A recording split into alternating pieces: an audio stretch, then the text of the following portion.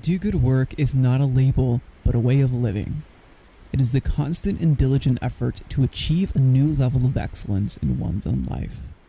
It is the hidden inner beauty behind the struggle to achieve excellence. It's not perfect, but imperfect. It is the effort, discipline, and focus that often goes unnoticed. The goal of Do Good Work is to highlight that drive. The guests I have on this show emulate this drive in their own special way. You'll be able to apply new ideas into your own life by learning from them. We will also have one-on-one episodes with me where we'll dive into my own experience with entrepreneurship and leadership. Every episode is designed to provide you with ideas that you can apply and grow in excellence in all areas of your life, business, and career. Today on the show, we have Corrie Jones. Corrie is the founder of Untapped, a London-based social media agency for ambitious brands. Since launching in 2016, Untapped has worked on content, strategy, and advertising with clients around the world, including Virgin Startup, NatWest, Kawasaki Engines, and Omaz. Corrie has spoken at conferences such as General Assembly's Talk Data to Me in London and SEMrush's Global Marketing Day in New York. Off stage and behind the scenes, Corrie has also managed live social media at a number of high-profile events, including with the BBC and the British royal family. In 2018, she was nominated Female Entrepreneur of the Year by TMC, and she's on a mission. It's a simple mission, and I love this mission. She's on a mission to be happy. Corrie, thank you so much for being on. Thank you for having me. I'm honored to have you on. It's exciting to be speaking with you from across the world. I think with all the things that have been developing and evolving, business development has definitely been an area that has seen, I would say, some of the most change and adaptation in the last several years, especially with the rise of social media. So from your perspective, how have you seen business development kind of evolve and adapt with the trends in social and content marketing? Great question. I think really this year, more than any, business development has had to adapt so much, as everything has had to adapt in the year 2020. I think, increasingly business development was happening online anyway, but now with cancellation of events and networking and things like that, it's almost exclusively really that people are having to, pitch and canvas for new business online. So we've seen with clients that we work with, or even just with our own business development and pitching for new work, social media just being massively, massively helpful, both for lead generation, pulling more leads into the top of your funnel, but also for conversion and actually making sure that by the time you've got someone on the phone and you're, ready to do new business with them, that perhaps they've seen some content or some posts and things that you've put out online, and they're so much more convinced of your expertise than they would have been otherwise without having seen that. And I love how you distinguish that specifically, because I want to break it down a little bit further. Because when it comes to, let's say, content, there's both the pay to play model, which is paid media behind the content that you do, and then there's also the organic model. And the two key things, like you mentioned, were lead generation, but also conversion. But when it comes to conversion, it's not always that this post is going to drive revenue. It's the series of posts that establish you as an authority, so that when you're having those sales conversations, when people look, should I trust this person? Do they know what they're talking about? They see a past history, almost like a portfolio. Like, okay, they know what they're talking about. We're seeing this, and that helps the conversion. And it's really hard to attribute that when it comes to metrics and sales, like saying, oh, this is the one post that attributed for $100,000 in sales. Like, we don't know that. It's the accumulation of that. Completely. Yeah. And, you can track through the final post that someone clicked on to then get in touch or do business with you using software like Google Analytics and website dashboards like that. But you can't really attribute the hundreds of posts before that of yours that they might have seen, or, the good feeling that they just started to get from repeatedly seeing content from you that offered value, that educated them, that showed you to be, a real expert in your space. So you're completely right that it's never really one post that will get you 100,000 worth of new business, to use your example. it would be amazing if it is. Congrats to anyone that can pull that off and just have a conversation with them, reach out to me. But minimum it takes 5 to 17 touch points. I think the latest stats are to make a sale with someone, to take someone from a completely cold prospect to a qualified lead, which is the point at which they might think about doing business with you. Yeah, and that's definitely for sales 101. I remember when I was just doing like phone sales back in the day, it was around 7 to 21 connections or touch points before you even introduce them to the product. And then so it's even doing that online. And it's interesting when you look at social media strategy, how do you see the strategy as a whole? How do you view strategy when it comes to social media? I'm really curious about that. I think I'd view strategy as a long-term game, really, and something that you need to be consistent at, but that flexible about your methods. Like how people say, be consistent about the goal you want to reach, and unwavering in getting there, but flexible about the way you want to do it. So a social strategy should never be something that you write or create and you have this document that you're going to live by for the next 10 years, because it will be out of date in the next 3 to 4 months when you update or a new algorithm change, or all the hundreds of things that happen every year with social media. But your strategy should be something that you can pinpoint and say, okay, working to this strategy shows that we really understand the psychology of our audience, and we really understand the content categories that work best for them, and we really understand our user journey, and all of those things that are going to be the things that stand the test of time a bit more. And you're not necessarily changing about your brand, but then you want to be flexible with other bits and pieces that you would add in to enhance the strategy as new features come out on social that you can take advantage of. That goes back to principle. Like when it comes to the customer journey, it's what are the initial touch points in order to turn into a relationship, and then from there, are you looking at the conversion points of what the stages they have to go through in order to either download a white paper, make an initial purchase, or get into a strategy call? Is that what you're looking at? Yeah, and really looking at why would the customer or client care about interacting with you at all of those touch points. There's definitely guaranteed, no matter what business you're in, there is another competitor that your customer could go to get something for cheaper, maybe get better service, maybe get more features, more benefits. It's unlikely that you are the absolute best in your space. It's always the kind of, you always want to be thinking about at all those different touch points, what can we deliver that is going a little bit extra here to dominate in some way over competitors. And social and good customer service on social is a really positive way of looking at that I think a lot of brands completely ignore. I was reading an article the other day that was saying that 50% of consumers that get in touch with a brand on social expect a response within 1 hour, but only 5 of brands respond within 24 hours to inquiries that come in. So there's a massive dissonance between consumers wanting brands to respond, and a lot of those could be sales inquiries, and then brands just completely leaving on the miss table. Out on those. Yeah, which if you think about, 24 hours is a long time between messaging a brand and getting a response. You've forgotten that you messaged them by that point. People have busy lives. So one of the ways that you can stand out with all those touch points and, when customers get in touch with you is quick replies. Not a lot of people are doing that, but it's so basic just to have really good customer service on social, and massively helpful for sales. If you can get back to someone who's sent in a sales inquiry via social within, not even looking at the hour, but if you can really nail it so you get back within 5 minutes, you are so much more likely to get that sale over and above a competitor who might reply a day later. They might deliver something better than you. Their product might be better. It might be cheaper, but you got back first. So you're more likely to get the sale.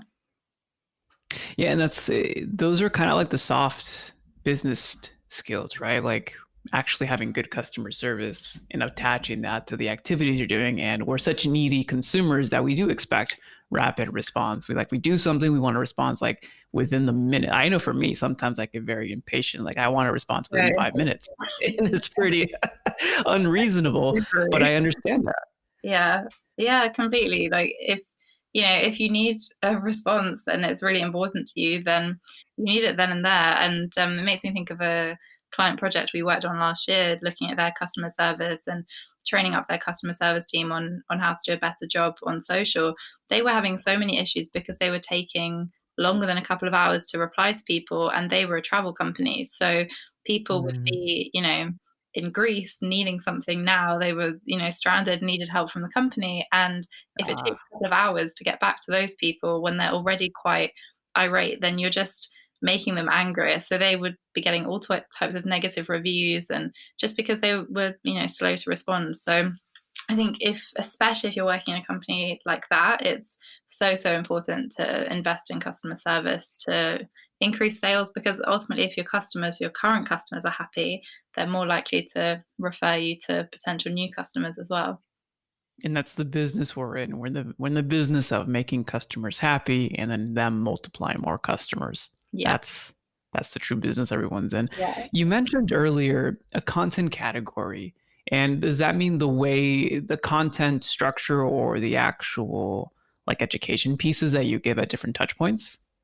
So a content category I would think of as similar to a brand pillar, some people call it. Mhm. It would be a area related to your brand that you're posting content about. So if you Mhm. are a social media agency, for example, like we are, one content category might be that you share social media updates as content with people. So, if the Instagram Oh, algorithm okay. updates itself, we would share the latest information about that.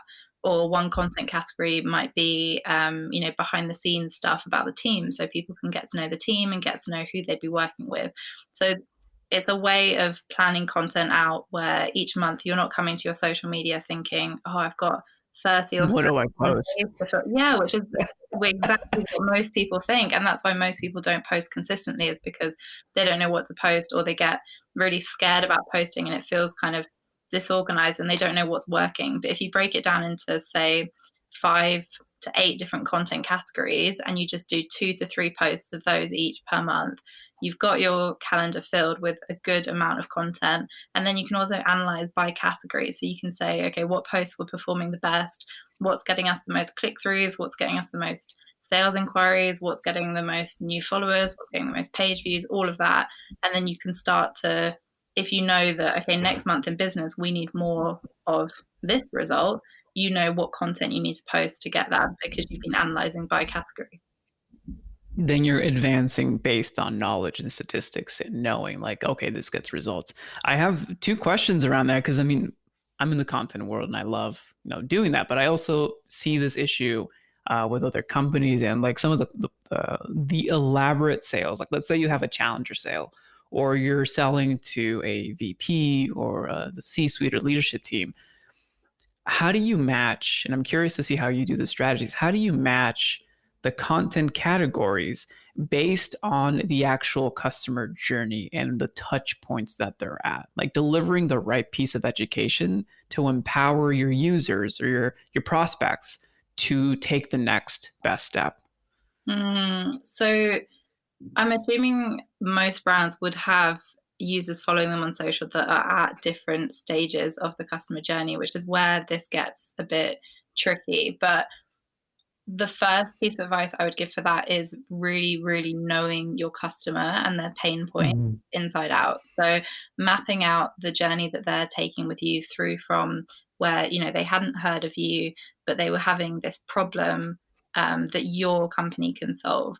Then the next step, they've come across you, maybe they've been recommended by a friend, maybe they found you on Google, maybe they saw your Instagram, whatever that is, and they're thinking, okay, what is this company? What are they all about? Then maybe the next stage is they've decided to follow you. Perhaps they've been on the website, they've read a blog, maybe they've downloaded a white paper, something like that. They're starting to think, okay, do I like this company? Do they do good work? And then, you're moving them along the funnel to the trust section, where it's like, okay, have other people had success with this company? Perhaps you're posting case studies, testimonials, things like that. You'll never Mhm. be able to predict where someone's come into the funnel, because it might be that Yeah. people are dropping in further along. But if you know the pain points at each stage of the funnel, then you can make sure that within those content categories each month, you're kind of mixing it up so that every now and then you're doing an introductory style post, which is more, explaining services, explaining what you do, introducing people to the team perhaps. And then you're also doing posts that are a bit, for further along the funnel, which might be a case study or something a bit more salesy. But throughout that, just always being really, really focused on what the problems are that your potential customer is having and how you're best placed to solve them. So doing a bit of a mind map and thinking, okay, who is this person? What do they look like? Where do they live? What do they care about? How do they spend their weekends? What keeps them awake at night? What problems can we solve? Is a really good place to start for creating content that suits them at every stage of the journey. I love that because that's such an intelligent way of looking at strategy from a holistic point of view, as opposed to saying, here's a one tactic, do this. But then you forget, like, okay, well, who is actually reading this and what frame of mind are they in, and how can I present whatever I'm presenting in the way that, one, they'll actually engage and it like digest the information and take a next action. So it's a really good way to be able to look at top of funnel people who are barely getting to know you and those who've actually engaged with the brand and moving forward. That's I really like that. And you match that towards measurement. And so measurement of the content. I think right now we're talking about all organic posts. Am I correct? Or are we also talking about paid? Yeah, organic. Yeah. And to your point about delivering that in the way that they want to consume it, absolutely. If your audience really wants, short snippets of funny text content, like, a tweet, and you're giving them really, really lengthy blog posts or 5-minute videos, you're never going to get cut through with them because that's not intrinsically how they want to consume content from you. So while you're mind mapping and planning out those audience personas, you also need to think about how are these people consuming news and how are they using social media already? Do they like having a daily vlog and talent that they can watch and someone that they can get used to explaining that information to them? Or do they want to hear from experts in the field who aren't celebrities or influencers, but they're really, really good at what they do? Or who do they want to hear from? Who will they trust most? And once you've nailed that as well, and once you can see how that varies at different stages of the funnel, that's super useful for your content strategy, because people further along the funnel will want information from you in a slightly different way than people much, much earlier on in the funnel, because there's different levels of trust there. Almost like engaging and increasing that relationship. Yeah, exactly. And also in the way that they... And it, like relationship being the key word there is kind of like dating. Like at the start of dating someone, you tell them so much information about you. They don't know anything about you. You don't have that kind of shorthand with them yet. You don't have these inside jokes and ways of understanding each other. But when you're months and months or years and years into things, you do have those inside jokes and you do know what they mean when they say that, or so you can chat to someone differently than if you've just met them. Same with like networking or being at a party, or I think people sometimes forget how social media literally has the word social in the title. Like we need to be social and conversing and friendly and all of that, just because we're talking about brand to consumer sales here. It's still people to people. Like we're still all humans talking to other humans. So just being very cognizant of where people are at in their buying journey and how you can genuinely help them is another really good place to start. And I love how you mentioned that again, human to human. Even like if you're, oh no, I'm a brand. Well, if you're a brand, you still need to make a brand persona. Yeah. And a brand. And what is that? You're making that brand a person on your behalf. So it's still engaging. And like you mentioned, the secret language that you start to develop with your audience that no one else is going to be able to develop, because you have that level of relationship or intimacy with your consumers, with your audience, as well as that engagement. So that's pretty key. For when you're measuring this, what are some of the best ways that you're able? I know attribution is really difficult, especially with social, but what are some of the major KPIs that you look for when you're measuring? Well, paid is obviously super easy to measure absolutely everything and every stage of things. Organic, there's still so much that you can measure, but it's really about being, I think, honing in on a couple of just a couple of KPIs that are the main ones that you're measuring. So if you think firstly, what is my goal with social media, that really indicates what your KPI should be. So if your goal for 2021, for example, is to increase brand awareness and you want more people to know about you by the end of the year than knew about you at the start, maybe you're on a big push for lead gen and you're trying to fill top of funnel. Great. Okay. So you want on social media really to be looking at, have your impressions and your reach increased? So the number of people seeing content from you, is that increasing month on month?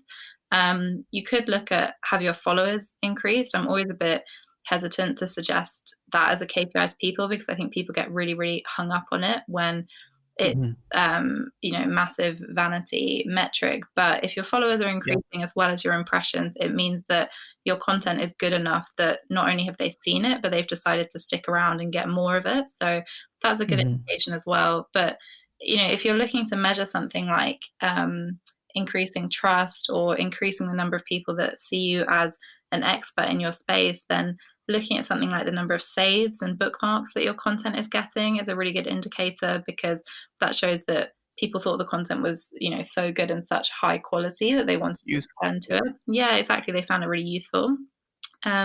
Comments as well, I think, is another area that people don't report on enough. Looking at the number of comments you're getting, the length of the comments and the sentiment of the comments, I think is always really useful for sales, because ultimately sales on organic social will start happening in comments, but also in direct message, where I feel increasingly people aren't wanting to go off social to a website to send a sales inquiry. They're actually wanting to stay on social and start striking up business conversations in comments and DMs, depending on the industry.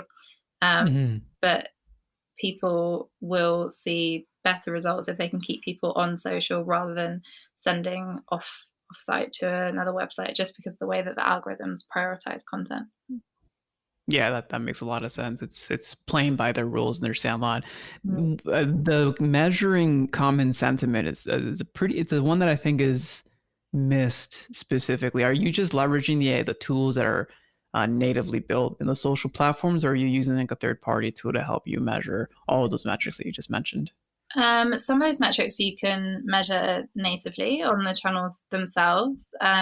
Some things like sentiment, you'd need a social listening tool, something like Meltwater or Brandwatch, or if you Google social listening tool, there are literally 100 that you could look at. So there's definitely too many. Yeah, too many, and none of them quite perfect. I'm always telling the team, I'm like, we need to just build one of these tools, because we use so many social media tools, but there's always like one or two things that are wrong with them where you're like, oh, I wish they did that. So one day I want to build one ourselves, but there'll be a social listening tool for everyone's budget. There's so many of them, and they'll be able to tell you month on month what percentage of positive sentiment, comments and messages you're getting versus negative or neutral sentiment, comments and messages, which is really, really handy, because you can look at how many leads did we close this month, and then in the months previously, how many messages were we getting incoming from social that were related to sales. Then that's key in being able to, again, adapt it to your specific needs and for your specific KPIs. And hopefully we'll have you on the second podcast once you build that SaaS out. Yeah, definitely. Well, I was getting it done now, so that's good. You're putting it out there. Exactly. Well, with the trends, what are some of the trends that you're seeing coming, in the new year, or like in social media, and what excites you the most about that? I think what excites me the most about social for 2021 is it's like our first full year where we're going into it knowing that COVID exists and that this is just an increasingly virtual world. And I think social has just really come into its own this year. Like the amount of time people were spending on social media, I thought it was crazy anyway. It was here in the UK, it was an average of 2.5 hours. In the US, it's like even higher. There's some shocking statistics that about how many hours 13-year-olds. Oh, don't scare the employers now. Yeah, exactly. But the time people spent on social more than doubled over here during lockdown. Like it was the majority of time people, were working from home. People were also just scrolling social, and it was the way that people were communicating with everyone in their lives. So, and I think it's really changed actually how we use social media. I think because so many brands became really conscious of being overly salesy and promotional and pushing themselves, during a pandemic when everyone was worried about family and health and the smaller things. I think brands actually had to go back to basics and use social media for what its original intention was, which was community and value and educating and entertaining people. So I think that's been really nice as a reminder for brands of how you should be serving your audience always. I think there's also been a real shift away from people feeling like social media needs to be this kind of perfect, polished place. And actually, there's so many accounts that have really risen this year that are more of that unpolished, authentic style of content. Like, have you seen Dude with Sign on Instagram? He's amazing. So it's a account with like millions of followers now, and it was started by one of the big meme accounts from the US. But it's essentially a guy holding up a cardboard sign, and on the cardboard sign, I've seen that. Yeah, there you go. He's always on the explore page. And there's all these different messages on the signs just written in Sharpie, and it will be stuff like, we shouldn't have to pay extra for guacamole, or no one cares about your Spotify wrapped playlist, and all these different things that is so simple. All they do is they take a photo of him holding this piece of cardboard, and the production value of that is what, like £2 or $2, or it's like so basic the way that they've done it.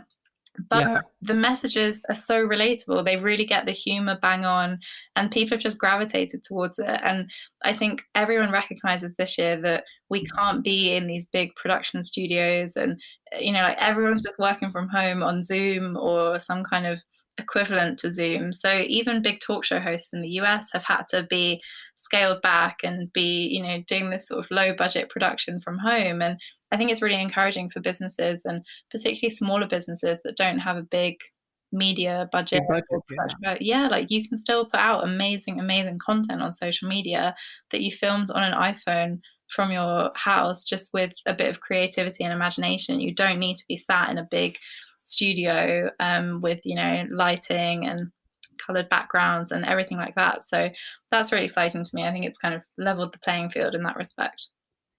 I love that perspective too, because it does leave the opportunity for those businesses, or even for, like, if you see here, this is a home studio, right? This is just a home little office, and it's nothing fancy, and it's just like a simple over Wi-Fi call. But we're be able to transmit a good message to the right people, to the right audience, and being value add and being that service. And I love that you focused on that specifically. It's like, what does my market need, and how can I meet that need with a message? Yeah. And that's the brilliant thing about social media, is if you think about 10, 20 years ago, to get this kind of message out there through audio, you'd have to try and be a radio host, or to get a message out there through video, you'd have to try and get on TV, or, so you're always trying to sort of knock down the doors of existing big media companies to get your message out there and to build an audience. But social media just completely levels the playing field for that, because if you want to build an audience, you can, whether that's through video or audio or whatever your preferred medium is. The channels are there for you to use, and it's just an equal space where people can get involved. And if you're willing to build up a kind of consistent strategy and work hard at that, then you can build the audience. They're there waiting for you. And the strategy is key. Well, Corrie, I have one final question. I have to ask this question. I'm really curious to know, how was it working for the British royal family? That day was crazy. So I've got a good story associated with this, actually. So this was several years ago now. Before I started the business, I was working at a university in the south of England. And we had Her Royal Highness Princess Anne come to open a new university campus, and cut a ribbon and go round. And it was an engineering campus, and that's kind of her background. So that was the link for her coming. And I was there to manage social media for the day, and live tweet everything that she was doing. And it was very like high pressured, because you had, 1 second to get the right photo and get it out and Oh, wow. right caption. And she wasn't standing around for photo calls. It was just, she was moving about her day and you needed to move around her and get the right photos, but you couldn't speak to her or go near her, or, she had her team around her as well. And there was this one point where, and we all had to dress really smart because, it's royalty. So we all had on heels and dresses. And so there was this one bit where she was looking at a big swimming pool where they test out boats, and they, have this sort of wave pool and can see what the aerodynamics of the boats are and everything. And me and there was also another official photographer there, we decided that the best angle to get the shot was going to be from up on this kind of bridge over the water. So again, we had seconds to get up there and get the shot. So I just kicked off my heels and ran up this ladder, and there was this massive hole in the middle of the bridge that we couldn't see because it was pitch black in there, apart from the spotlights over Her Royal Highness. And so I'm like seconds away from just falling into this water in front of her. Oh my gosh. It just pulled me back, and luckily no one fell in the water, and we got the shot that we needed. But yeah, that was a really great day. And we're really lucky, since we started the agency as well over the last 4 years, to have worked with some amazing clients and some really cool projects. And I think social is such a fun industry to be in, especially client side. You're working with so many different people that you never know what kind of projects will come up or what it is that you'll be working on the next day. So yeah, I love it. Very, very varied and very fun.